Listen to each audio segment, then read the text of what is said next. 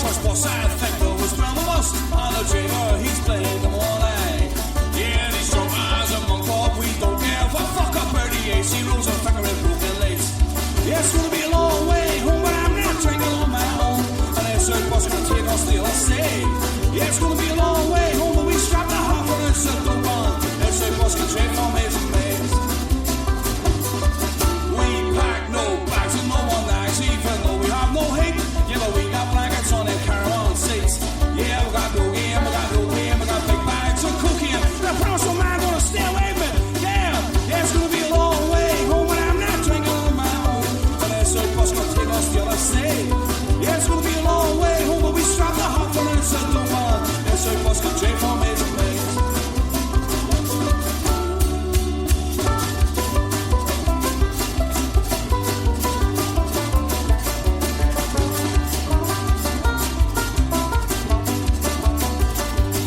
It's gonna be a long way home, but I'm not drinking on my own. Now that third bus gonna take us the other side. It's gonna be a long way home, but we're better living on the hope part. This third bus can trade for maids and maids. Aye, this third bus can trade for maids and maids. Aye, this third bus can trade for maids and maids.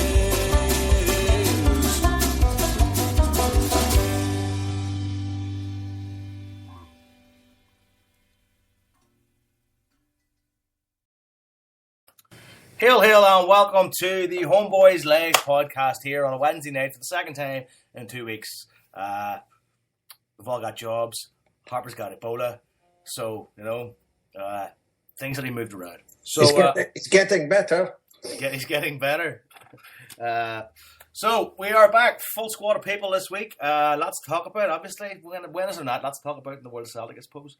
And the world of football in general. Scottish football, definitely.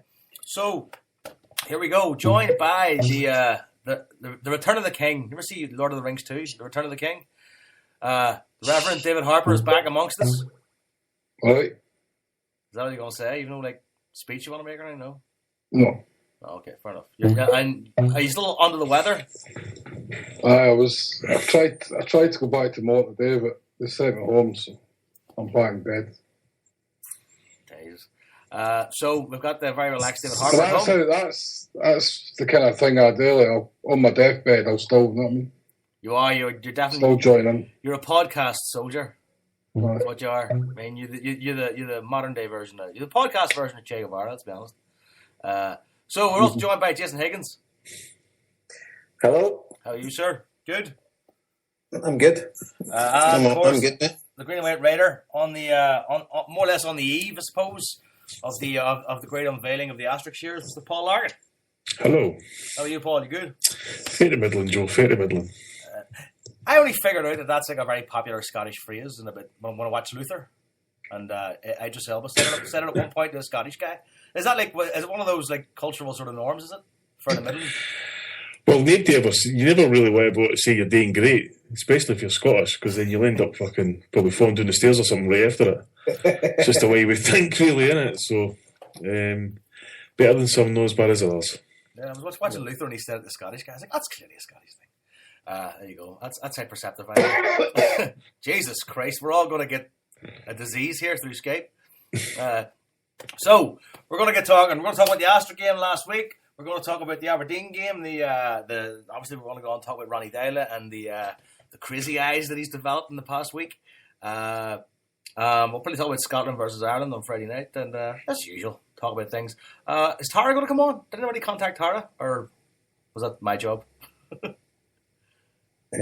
I've not contacted her. I'll try. I'll contact her as we go along and see what the crack is. I should have taken care of that, sure. Can't do it all. So, here we go. Astra game. I didn't see the Astra game. I did see the highlights, extended highlights. So I don't really know an awful lot to talk about much. Not that I normally do. But we'll throw it over to Jason, I suppose. Jason, what was your take on the game? I mean, apart from the obvious Stefan Johansson sort of stepping up to be the player that we expect him to be, anything else you kind of took from the game? I mean, do you think we should have won? I do. I think I thought we were pretty much in control. By the way, is the sound dodgy for you? Because it sounds terrible for me. No, it's fine. Right? I'm getting everything here. Fine. All right. Oh, sorry. It must be me. I thought I thought we were pretty much in control. Good strike for Johansson. Took a bit of deflection, but and I just thought we had another few chances. We could have had the game dead and buried. I didn't think Astra were up to too much. And at the end, when I think it was the 80 minutes on the clock, when they get the equaliser, I was a bit gutted. Aye, absolutely. I thought we'd done enough. We would have kind of hung on, although hanging on wasn't the right thing. Obviously with the fogging, at park level it didn't look too bad, but when you seen it with the camera angle, it looked pretty drastic. But I think down at ground level it wasn't too bad. I know quite a few boys that had made the trip over there and they had a great time.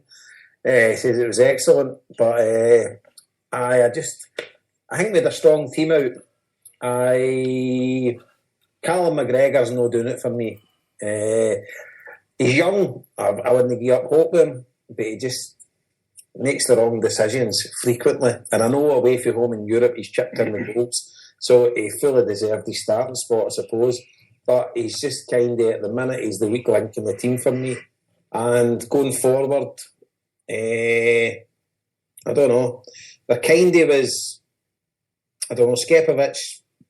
Nah, he didn't really do. I would have went with Griffiths up front myself, but obviously Daly is a man.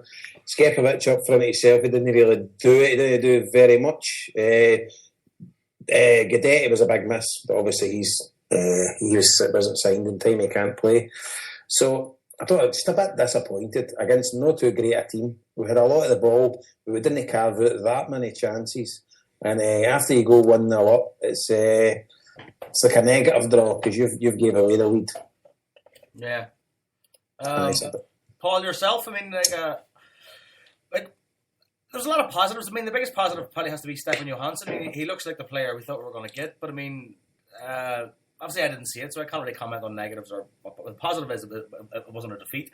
But, I mean, in terms of overall team play, is there anything you picked out that you thought was particularly, uplifting or worth note? Well, I mean, I do think that Stefan Johansson is starting to be. I mean, everybody could see there was a player there, and I know some people think this game about abuse and stuff, but I think he's a tremendous football player. I mean, he's got a great football brain. I believe he's a Northern Norwegian, which I believe is kind of something that means you've got an attitude, you didn't really give a fuck, and that's the kind of player that he is. I mean, in terms of positives, I think the big picture is, we've played 4 games, we've won 2, we've drawn 2, we're unbeaten, we're second in the group, and we're one win away for qualifying. I mean, so I don't think you can get much more about it. On the balance of play, it was disappointing to draw the game, as Jason said. I mean, Astra's not a good side. And I totally agree with Skepovic. He's just not doing it. He really is not doing it at all. And you just see the impact Griffiths had in the brief appearance that he made. One great chance, then one goal, which should clearly have stood. And it was disappointing to lose because it was I think we switched off. It was a great finish for the guy. I don't think you can blame Gordon. I mean, the guy just hit a postage stamp, But disappointed not to actually win the game because, we could have put them to bed easily because they are not a good side. But, it's a funny group. I mean, I don't think many people would have seen Salzburg go to Zagreb and do that. So, considering that we went there and, we got a decent 2-2 and then we beat Zagreb. So, it's all to play for, but I mean, overall, I'm pretty positive about it, and looking forward to the next game in Europe against Salzburg at home, which I hope, given the circumstance, that people really turn out for. Yeah, you would think so, wouldn't you? You'd think that would be the kind of game they turn up for, going like, this is our chance to sort of go through to the new year with our head held high and looking forward to bigger ties, obviously. Yeah. So, Harper, yourself, I mean, I know you're fatigued, but how did you view the game? I watched the whole game, pretty much the same as what Jason and Paul were saying. Probably Astra, maybe slightly better side than we thought they would be, but at the same time they're not a great side, if you know what I mean by that. They're not just, you've never heard of them, so that means they're garbage. They can still string a few passes together, a couple of dangerous players. Obviously it gets brought up all the time about them beating Leon, but I mean, they beat Leon. So we saw the game at Celtic Park as well. I mean, they weren't, how we made them look a bit better than they probably are, that's debatable. Actually, nobody's mentioned, I thought Newcastle had a great first half, certainly. They offered a lot going down the left-hand side. And I thought we were in total control of the game for large chunks of the game early, especially the first half. Maybe the first 10 minutes. Once we settled in, I thought we were by far the better team. Mm-hmm. Without creating lots of chances. Like Sepovic really, I don't know, that a quiet game, and he wasn't really getting himself in the positions. He was coming out wide, and you're like, well, we didn't need you out wide, just stay in the box, like, no. Mm-hmm. I felt a wee bit sorry from going back to obviously I've not been on the podcast, but I felt a wee bit sorry from going back to the Inverness game where he dropped out the side after scoring in his 2 previous games. And Stokes coming back in. Now, obviously Stokes has been playing quite well this season, I think, without scoring goals, but I felt a wee bit sorry for Sepovic because I did think there was sort of early signs of a good partnership there with him and Guidetti, and I heard you talking about it on the podcast, like most of. I did think that was quite surprising for the manager, but that's the way it goes. He comes in, he starts the game. Obviously, Stokes did the travel; he was ill on Thursday, so Sepovic was always going to start. But I don't know. I did feel a bit disappointed at the end because I think probably the 2 games coming up are tricky games. Well, they're not tricky games, but the fact that we could have wrapped it up on the night is a wee bit, I don't know, disappointing is the word, but, or worry is the word, but I'd rather had it done and dusted, put it that way. Salzburg at home, I mean, we should be Salzburg at home, but we should be Edinburgh at home. But this team has got such a Jekyll and Hyde nature about it at the minute. You don't know what you're going to get. I do think it's noticeable, like the Inverness game that I was at, obviously, and then the Astra game, that we seem to put ourselves under a fair bit of pressure in the closing 10 minutes of games, like, which is, again, I don't know if it's a worry. I don't know if it's a fitness thing. I don't believe it's a fitness thing because they're young professional athletes. Whether it's more a nervous thing, naivety, I don't know, but certainly the Inverness game, the goalkeeper they thanked to get us the points, and the game there last week, Astra probably, maybe even at the end, they maybe have felt that they probably could have nicked it with the possession and sort of pressure they were putting us under at the end. But I suppose when you look at the big picture, it's a point away from home in Europe. We're still in the driving seat.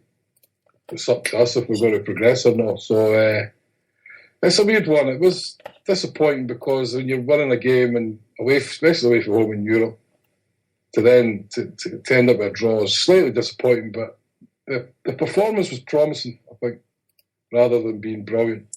I'd say Johansson looked good, but the quality of opposition, I don't know. It's hard to tell. There's still, for me, there's.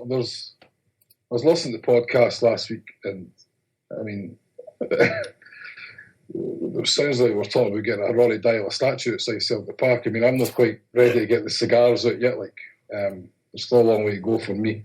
I think the performances are quite up and down, but not. It's another point in Europe. It's not a defeat, and that's what you take for it. You go on and you're in the driving seat, so that you can really ask for. Especially when we thought how this campaign could have went, how bad we were, the Champions League qualifiers, and you actually thought, like, could we get out of this group? But I think we're getting better, small steps all the time. We're not making huge strides, but small steps, getting better all the time, and hopefully by the time the Salzburg game comes in, we're a wee bit better, and if it has to go to the last game in Zagreb, then so be it. But I'm quite confident we'll qualify for the group. How much bigger do the teams get then in the next round, do you think? I mean, it's the last 32, isn't it? Or the next 32 is the knockout stage. I mean, what level of teams fall in the Champions League as well, obviously? I mean, so you could end up with the likes of Man City as well. But do you know, does it not depend on where you finish? Yeah. Does it, yeah? Aye. Well, it's a seeding type thing again? Like, if you win your group, I don't think you can get drawn against one of these teams that drop out. I mean, Paul, maybe you know better than me. No, that's it. You can't get a group winner or a one that